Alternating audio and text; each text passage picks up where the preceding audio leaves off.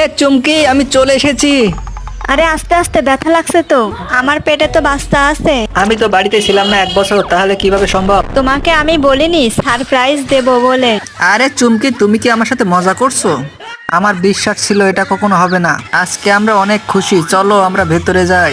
বাবা বাবা আমাকে কোলে নাও। আরে শয়তান বেটা, ওরে রাখো, আমায় নাও। আমায় একটুও ভালোবাসো না।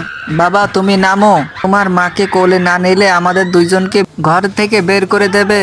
দিন দিন খেয়ে আটার বস্তা হয়ে যাচ্ছে। তুমি যে কত ভারী হইছো। বাবা চলো আমরা ঘরে যাই। আচ্ছা বাবা ঠিক আছে চলো। বন্ধুরা, আমাদের ভিডিও দেখে ভালো লাগলে অবশ্যই লাইক, কমেন্ট, সাবস্ক্রাইব করবেন। এ চুমকি, আমি চলে এসেছি।